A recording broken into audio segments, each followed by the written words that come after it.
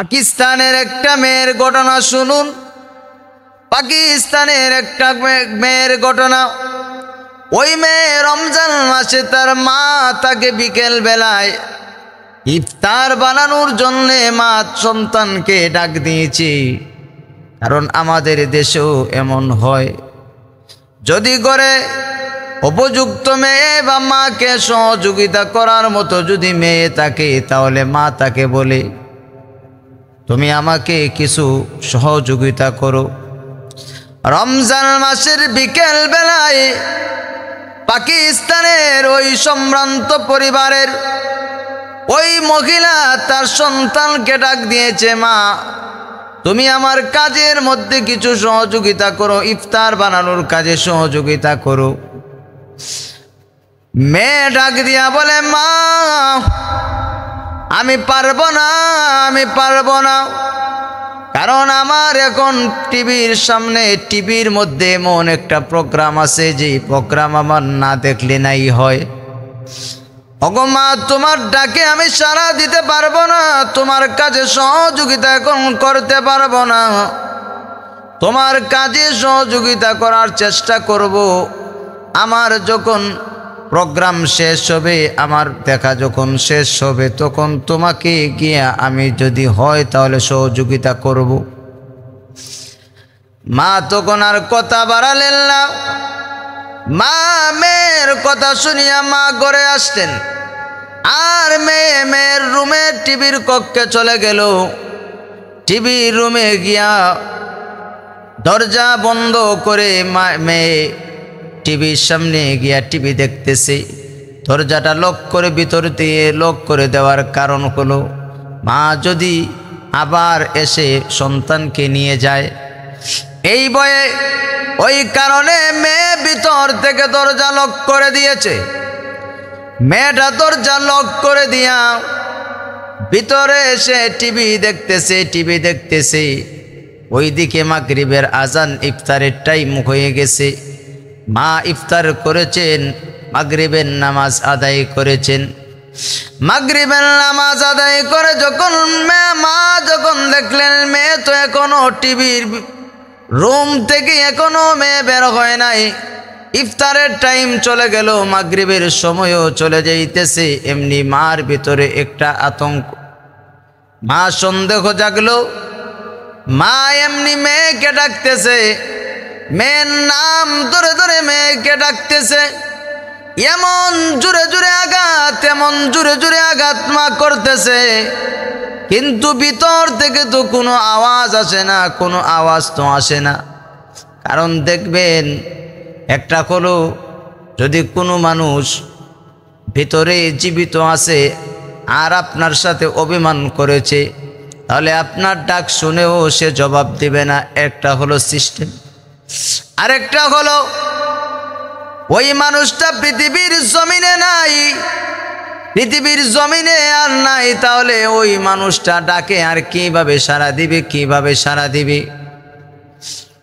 আল্লাহর বান্দি, ওই মেয়ের মা যখন মেয়েকে বারবার ডাকতেছে, মেয়ে ভিতর থেকে কোনো আওয়াজ দেয় না, ডাকে সাড়া দেয় না।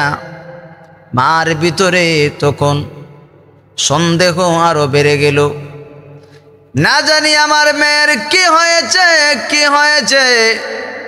এমনি মা বাড়ির সকল পুরুষদেরকে ডাকতেছে, পুরুষদেরকে এসে পুরুষদেরকে ডেইকা আইনা ওই মা বলতেছে, ও আমার এলাকার, আমার বাড়ির মানুষেরা, আমার মেয়ে বহুত আগে আসরের পরে আমার মেয়ে দরজা লক করে, টিভির রুমের মধ্যে দরজাটা লক করে, মেয়ে এখন পর্যন্ত ইফতারের টাইম চলে গেছে, মাগরিবের সময়ও চলে গেছে, এখনো আমার মেয়ে ওই রুম থেকে বের হয় না। আমি বারবার তাকে ডাকলাম, কিন্তু আমার ডাকেও আমার মেয়েটা সাড়া দিতেছে না। বারবার আমি এত জোরে জোরে তার নাম ধরে ধরে ডাকতেছি, আর দরজার মধ্যে আমি নক করতেছি, দরজায় আমি আঘাত করতেছি, কোনো জবাব দিতেছে না। পুরুষেরাও এসে দরজায় বারবার যখন এইভাবে আঘাত করতেছি, আর মেয়ের নাম ধরে ধরে করতেছে আর মেয়ের নাম ধরে ধরে এমন জোরে জোরে ডাকতেছে, এমন জোরে জোরে ডাক দিতেছেন, কিন্তু ডাকের জবাব তো ভিতর থেকে আসে না। এমনি তারাও বলে মনে হয় ভিতরে কোনো কিছু হয়ে গেছে, ভিতরে মনে হয় কোনো কিছু হয়ে গেছে।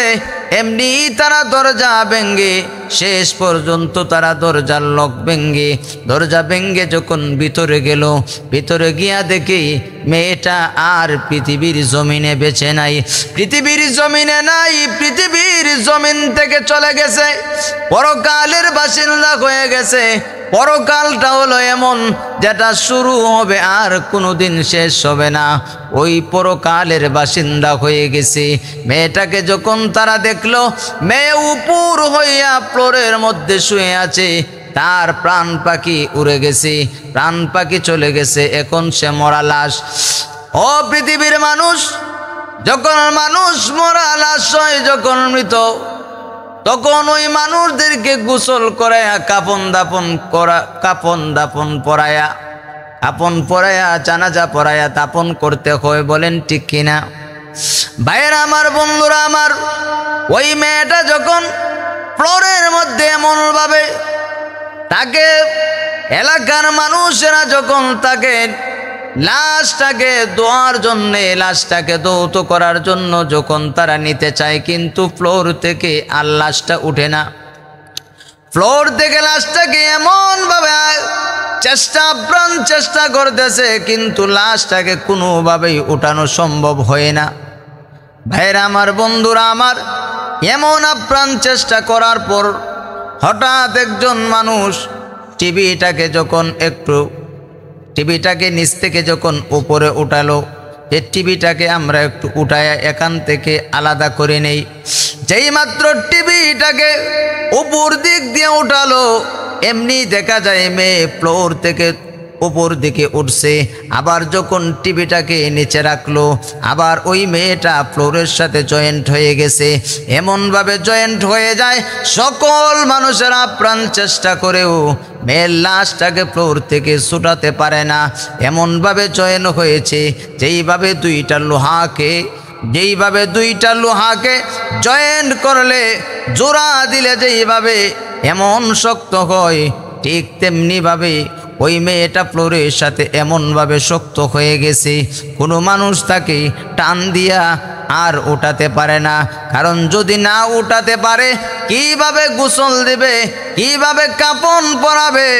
এখন তাদের চিন্তা হলো আমরা তাকে কিভাবে নিব। টিভিটা যদি আমরা সরাই, এমনি দেখা যায় ওই লাশটা তোমার সরে। ও পৃথিবীর মানুষেরা, টিভির সাথে ওই মেয়ের লাশের এমন একটা কানেকশন হয়ে গেছে। তখন শেষ পর্যন্ত তারা পরামর্শ করে টিভিটা এবং তার লাশটাকে তোমার একসাথে বাহিরে নিয়েছে। একসাথে বাহিরে নিয়া মেয়েটাকে গোসল দিয়া কাফন পরাইয়া দিছে। এবার কাফন পরানোর পর জানাজা পড়ানোর জন্য মসজিদের মাঠে নিয়ে যাবে, কিন্তু আবারও দেখা যায় একই সমস্যা। আগে যেইভাবে রুম থেকে বের করা যায় না টিভি ছাড়া, ঠিক তেমনিভাবে এখনও তো দেখা যায় লাশটাকে মসজিদের মাঠে তো নেওয়া যায় না। এখন কি করবে? আগের মতোই টিভি সহকারে লাশটাকে মাঠের মধ্যে নিয়ে গেছে। জানাজা যখন সমাপ্ত হয়েছে, জানাজা শেষ হয়েছে, এবার কবরের দিকে নিয়ে যাওয়ার পালা।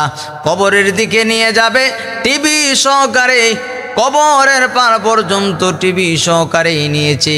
এবার যখন তাকে কবরস্থ করে দেওয়া হয়েছে, এবার তো তাদের চিন্তা, তাকে তো আমরা কবরস্থ করে ফেললাম, এখন তো আমরা টিভি নিয়ে বাড়িতে চলে যাই। পৃথিবীর বাংলা বাংলি ভালো করে শোনো, আপনি আমি টিভির সামনে গিয়া ওয়াশালীন ছবি, বেহায়াপনা ছবি যে আমি দেখি, এমন সময় যদি মরণ হয় তাহলে কেমন হবে একমাত্র আল্লাহ পাকে ভালো করে জানেন।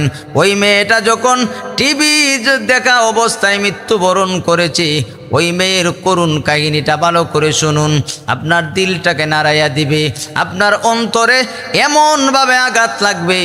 ভালো করে শুনে রাখো, ভালো করে শুনে রাখো। ওই মানুষেরা যখন মেয়েটাকে কবরস্থ করার পর তাদের টিভি বাড়িতে নিয়ে আসবে, টিভিটা যেই মাত্র তারা হাত দিয়া উপরে উঠালো বাড়িতে আনার জন্যে, এমনি দেখা যায় মেয়েটা কবরের ভিতর থেকে লাফ দিয়া উঠেছে। সুবহানাল্লাহ। ওই মেয়েটা লাশটা দেখা যায় কবরের ভিতর থেকে ছিটকে উপরে পড়েছে। মানুষেরা হতভম্ব হয়ে গেছে। আবার মেয়েটাকে কবরস্থ করেছে। এবার টিভিটাকে আবার নিয়ে আসার জন্য চেষ্টা করছে। আবার দেখা যায় ঠিক আগের সেম, আগে যেইভাবে কবরের ভিতর থেকে লাশ উপরে এসে পড়েছে, এখনো দ্বিতীয়বারও দেখা যায় ঠিক আগের মতনই এমন সিস্টেম। তারা বাধ্য হইয়া টিভি সহকারে ওই মেয়েকে দাফন করেছে। ও পৃথিবীর মানুষ, ওই টিভি সহকারে মেয়েটাকে দাফন করেছে। কেমন হালত হবে এটা আল্লাহ পাকই জানেন। কারণ আপনি আমি যদি গুনাহ করা অবস্থায় যদি মওত হয়, তাহলে ঈমান থাকবে কিনা এটা ভালো করে আল্লাহ পাকই জানেন। কারণ গুনাহ অবস্থায় যদি মরে যান, গুনাহ অবস্থায় যদি আপনার মৃত্যুবরণ হয়, ভাইরা বন্ধুরা, গুনার কাজ অবস্থায় যদি মরণ হয়, কারণ ওই সময় ঈমান থাকে না। কথা বলে আরো জোরে। ও পৃথিবীর মানুষ, গুনার কাজে আমরা যেতে পারবো না, গুনার কাজে যেতে পারবো না। গুনার কাজ যদি আপনি করা অবস্থায় মৃত্যুবরণ হয়, তাহলে আপনি আমার ঠিকানা জাহান্নাম। বলেন না নাউযুবিল্লাহ। ভাইরা আমার, বন্ধুরা আমার, তাহলে টিভি দেখা যাবে না। টিভি দেখার ভয়াবহ পরিণতি ওই মেয়ের ঘটনার থেকে আপনি আমার শিক্ষণীয় হলো। পৃথিবীর ভাইয়েরা, পৃথিবীর মা বোনেরা ভালো করে শুনিয়া রাখবে, টিভি দেখবেন না, অশালীন কাজের মধ্যে আপনি যাবেন না। টিভি যে আপনি দেখতেছেন, আপনার চোখের জিনা হইতেছে। কথা বলেন ঠিক কিনা? টিভি আপনি দেখতেছেন, চোখের জিনা হইতেছে। আবার আপনি যখন এইগুলা অশালীন ছবি দেখলেন, আপনার নফসায়ে খাকের সাথে নফসানি আপনার পূরণ হয়েছে। ও ভাইরা বন্ধুরা, যুবক, ভালো করিয়া শুনে রাখো, গুনাহ করতে কিন্তু দুনিয়াতে যখন গুনাহ করেন তখন মজা লাগে, কিন্তু এটা আপনি আমার বাবা উচিত। গুনার কাজ করতে যেইভাবে মজা, ঠিক তেমনি ভাবে ওটার জন্য আছে বড় সাজা। কারণ গুনাহ করার আগে আগে তুমি সাজার কথা ভাববা। সাজার কথা যদি তুমি ভাবো, তাহলে গুনাহ থেকে বেঁচে থাকতে পারবা। ভাইয়েরা আমার, বন্ধুরা আমার, এইভাবে তুমি এই কোনো গুনার কাজের দিকে যেতে পারবা না। কারণ নবীজি জানাইয়া দিয়েছেন, তুমি যদি পৃথিবীর জমিনে গুনাহ করো, তোমার গুনার জন্যে কবরের জগৎটা তোমার জন্য অন্ধকার একটা গাড়া হবে, কষ্টের জায়গা হতে পারে। ও পৃথিবীর মা বোনেরা, আমরা গুনার কাজ করব না, সর্বদা নেকির কাজ করব, নামাজ আমরা আদায় করব। ভাইয়েরা বন্ধুরা, যুবক, ভালো করে শুনো, ভালো করে শুনো। আপনি আমার এখন গায়ের মধ্যে শক্তি আছে, গুনার কাজ করতে পারবো, গুনার কাজ আপনি আমি করতে পারবো, যেহেতু আল্লাহ রাব্বুল আলামিন আপনি আমাকে স্বাধীনতা দিয়েছেন। কিন্তু আল্লাহ জানাইয়া দিয়েছেন, পৃথিবীর বান্দা বান্দিরা রে, তোমাদেরকে দুনিয়ার জমিনে আমি আল্লাহ পাঠালাম, তোমাদের কার আমলটা কত সুন্দর হয়। আল্লাহ কোরআনুল কারীমে জানাইয়া দিয়েছেন, তাবারাকাল্লাযী বিয়াদিহিল মুলকু ওয়া হুয়া আলা কুল্লি শাইইন কাদির الذي خلق الموت والحياة ليبلوكم أيكم أحسن عملا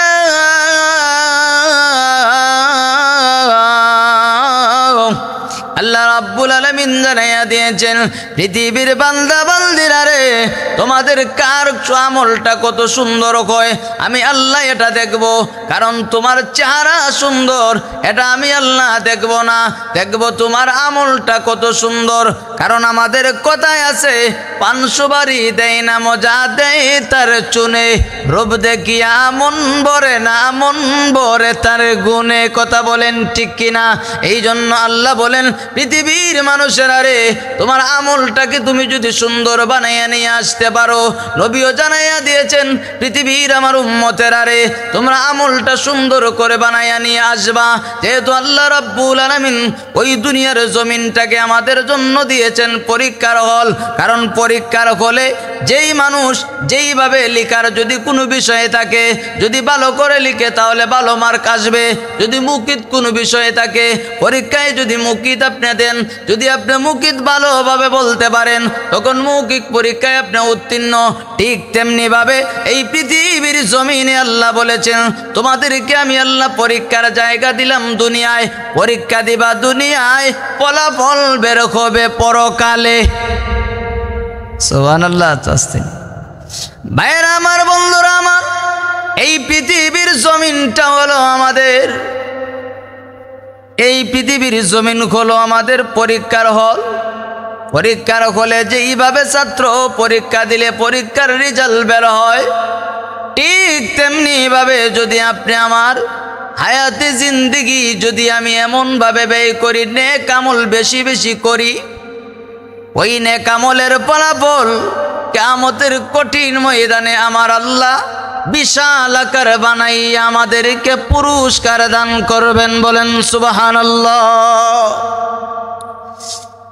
আপনি আমার নেক আমলের মধ্যে শ্রেষ্ঠ একটা নেক আমল, ঊর্ধ্বতম একটা আমল আছে, এই আমলের নাম হলো নামাজ। কারণ দেখবেন মানুষ নামাজের সময় এত অলসতা করে, এত অলসতা নামাজের মধ্যে, নামাজের টাইম আজান হয়ে গেছে, ইচ্ছা করলেই কিন্তু মসজিদে যেতে পারে, কিন্তু দুনিয়াবি কারণে বন্ধু বান্ধবের পাল্লায় পড়ে, শয়তানের দুকায় পড়ে নামাজটা সে আদায় করে না। আবার অনেক মানুষ আছে আবার বলে যে এখন আমাদের বয়স হয় নাই, কারণ আমরা তো এখনো যুবক, যখন বৃদ্ধ হব তখন নামাজ পড়ব। এমন আসেনি? ও পৃথিবীর মানুষ, এই পৃথিবীর জমিনে আল্লাহ রাব্বুল আলামিন বলেছেন, তোমাদেরকে আমি আল্লাহ 5 ওয়াক্ত নামাজ ফরজ করে দিয়েছি। বলেন সুবহানাল্লাহ। ওই নামাজটা যদি কোনো বান্দা বান্দি যদি আদায় করে, ওই নামাজটা যদি কোনো বান্দা বান্দি ভালোভাবে যদি খুশুর সাথে আদায় করে, আমার নবী জানাইয়া দিয়েছেন, পৃথিবীর উম্মতেরা রে, তোমরা যদি নামাজটা খুশুর সাথে আদায় করো, ওই নামাজকে উসিলা করে মহান আল্লাহ তোমাদের গুনাহগুলো মোচন করে দিবেন। সুবহানাল্লাহ। ওই নামাজের মধ্যে মানুষ করে অলসতা আসেনি? আর জোরে আসে না নাই? অলসতা মানুষ করে। ও পৃথিবীর মানুষ, নামাজের মধ্যে অলসতা করা যাবে না। কারণ নামাজকে যদি আপনি ছেড়ে দেন, নামাজ যদি আপনি না পড়েন, কিয়ামতের কঠিন ময়দানে আপনি শুনুন, আল কিয়ামতের কঠিন ময়দানে সর্বপ্রথম আল্লাহ পাক নামাজের হিসাব আপনি আমার কাছ থেকে নেবেন। সর্বপ্রথম আমার আল্লাহ পাক বান্দা বান্দীদের কাছ থেকে নামাজের হিসাব নেবেন। ওই নামাজ যদি আমরা না পড়ি তাহলে আমাদের কেমন অবস্থা হবে? আমলের মধ্যে শ্রেষ্ঠ আমল, এটার নাম হলো নামাজ। আর নামাজ যদি না পড়েন তাহলে শাস্তি কেমন? নামাজ যদি না পড়েন, নামাজের মধ্যে যদি অলসতা করেন, তাহলে এখন দুনিয়াতে বুঝতেছেন না, বুঝবেন পরকালে মজা আছে কেমন। নামাজের মধ্যে অলসতা করার একটা বাস্তব একটা ঘটনা আপনারা শুনুন। আল্লামা ইবনে হাজার মাক্কি রহমতুল্লাহি আলাইহি ওনার কিতাবের মধ্যে একটা ঘটনা লিখছেন। উনি বলেন, একজন মহিলা নামাজের মধ্যে অলসতা করত, মাঝে মধ্যে নামাজ কাজা করত। কি করত? কাজা করত। কারণ আমরা আছে, অনেক মানুষ আছে ইচ্ছা করে নামাজ কাজা করে। মনে করেন ফজরের নামাজ পড়ে নাই, ওই নামাজটা বলে যে কাজা পড়িলেই জোহরের সময়, যে ফজরের নামাজটা যদি মনে করেন মানুষ ঘুমন্ত অবস্থায় যদি আজান না শুনে আর যদি না উঠে, তাহলে ঘুম থেকে ওঠার পর ওই মানুষটা নামাজ আদায় করবে। জোহরের টাইমের আর অপেক্ষা করার কোনো সুযোগ নাই, কারণ ওই সময় যদি তুমি পৃথিবীর জমিন থেকে বিদায় হয়ে যাও, তাহলে তো তুমি বেনামাজি হইয়া পৃথিবীর থেকে বিদায় হয়ে যাইলা। কি বলেন? বেনামাজি হয়ে তুমি পৃথিবীর জমিন থেকে বিদায় নিয়ে গেলা। পৃথিবীর মানুষের আরে একজন মহিলা সে নামাজ মাঝে মধ্যে কাজা করত, কাজা করার তার ছিল একটা মোটামুটি অভ্যাস বলতেই বোঝা যায়। মাঝে মধ্যে ওই মহিলা নামাজের মধ্যে অলসতা করে ওই বান্দিটা নামাজকে কাজা করত। ওই বান্দিটা যখন পৃথিবীর জমিন থেকে ইন্তেকাল করেছে, কারণ ইন্তিকাল শব্দের অর্থ হলো পৃথক হওয়া। পৃথিবীর জমিন থেকে আপনি চলে গেলেন, পরকালের বাসিন্দা হবেন, এটা হলো স্থানান্তর। ইন্তেকাল যখন হয়েছে, পৃথিবীর জমিন থেকে বিদায় নিয়ে গেছে। পৃথিবীর জমিন থেকে বিদায় নেওয়ার পর কাফন পরাইয়া কবরস্থ করা লাগে কি লাগে না? ওই বান্দিটাকে যখন, ওই মহিলাটাকে যখন কবরে রাখবে, কারণ কবরে রাখতে গেলে তো আর একজনে রাখে না, মোটামুটি কয়েকজন মানুষ নিচে নামে কবরের মধ্যে যখন লাশটা রাখবে, ওই মহিলার ভাইও কিন্তু কবরের মধ্যে নামছে। কবরের মধ্যে নামিয়া বোনের লাশটাকে কবরের মধ্যে যখন রেখে দিয়েছে, ওই সময় তার পকেট থেকে মোটা অঙ্কের টাকা, বিশাল টাকা, অনেক টাকা তার পকেটে ছিল। তার ওই টাকাগুলা সব কবরের ভিতরে পড়ে গেছে। আচ্ছা বলেন তো, যদি কবরের ভিতরে পড়ে গেছে, কবরটা সম্পূর্ণ হয়ে গেছে, কবর দেওয়া শেষ, তার কিন্তু তো কোনো স্মরণ নাই যে তার টাকা পকেটে আছে কিনা। কবর দেওয়া যখন শেষ হয়েছে, কবর দেওয়া সম্পন্ন হওয়ার পর যখন তার পকেটটা দেখলো, কারণ কবরে নামার আগেও দেখে তার টাকা পকেটে ছিল, কিন্তু এখন কবরস্থ করার পর সে দেখে তার পকেটের টাকা নাই। তখন ওই বান্দা, তখন মৃত মহিলার ভাই আর বুঝতে কোনো বাকি নাই যে আমার টাকাগুলা আমার বোনের কবরের মধ্যে পড়েছে, এটা তার বুঝতে আর বাকি নাই। ওই ভাই যখন বোনের কবরটা সঙ্গে সঙ্গে করতে লাগলো, কবরটা করে যখন লাস্ট ওই তার টাকাগুলা যখন আনবে ভিতর থেকে, এমনি তাকায়া দেখে বোনের কবর থেকে দাউ দাউ আগুন জ্বলতেছে। বলেন নাউজুবিল্লাহ। বোনের কবর থেকে যখন এমন ভাবে দাউ দাউ আগুন ভাই দেখতেছে, ভাই এবং বোনের সম্পর্ক কিন্তু বড়। ভাইয়ের দরদ বোনে বুঝে, আর বোনের দরদ ভাই বুঝে। পৃথিবীর ইমানদার মুমিন মুসলমান ওই ভাইটা যখন দেখতেছে তার বোনের কবর থেকে এমন ভাবে দাউ দাউ করে আগুন জ্বলতেছে, এমনি ভাই চিৎকার করতেছে। চিৎকার করে করে যখন বাড়ির মধ্যে গেল, মার কাছে যখন গেল, মা বলতেছে, রে সন্তান, এখন তুমি এইভাবে কেন চিৎকার করতেছো, কারণটা কি? এমনি বলে, মা আমি দেখেছি আপনার মেয়ের কবরটা যখন আমার টাকাটা কবরের মধ্যে পড়ে যাওয়ার পর আমি টাকাটা নেওয়ার জন্য যখন কবরটা আমি খুললাম, এমনি তাকায়া দেখি আপনার মেয়ের কবর থেকে দাউ দাউ করে আগুন জ্বলতেছে। ও মা, তোমার কাছ থেকে আমি জানতে চাই এমন কি আমল বোন করেছে, যেই কারণে তার কবরের মধ্যে দাউ দাউ করে আগুন জ্বলতেছে। কারণ এটা তো দুনিয়ার আগুন না, পরকালের আগুনের 100 ভাগের 1 ভাগ হলো পৃথিবীর জমিনে কবরের জগৎ। আল্লাহর নবী জানাইয়া দিয়েছেন কবরের জগৎটা হলো, কবর এমন একটা ঘর, আনা বাইতুল ওয়াহদাতি। আল্লাহর নবী বলেন কবর তোমাদেরকে সম্বোধন করে বলে আমি হলাম একা একা ঘর, আনা বাইতুল ওয়াহদাতি, আনা বাইতুল গুরবাতি, আনা বাইতুদ দুধ। কবর এইভাবে সম্বোধন করে বলে আমি কীট পতঙ্গের ঘর, আমি অন্ধকার ঘর, আমি একা একার ঘর। এইভাবে যখন নবীজি আপনি আমাদেরকে বলেছেন, ওই কবরে যাওয়ার আগে আগে আমরা কবরের সামান নিয়ে যদি যাইতে পারি তাহলে কবরটা হবে আলোকিত, কবর থেকে অন্ধকার দূরে যাবে, অন্ধকার দূর হয়ে কবরের জগৎ থেকে কীট পতঙ্গ দূর হবে। আল্লাহ রাব্বুল আলামিন তখন জান্নাতের সাথে কানেকশন করে দিবেন।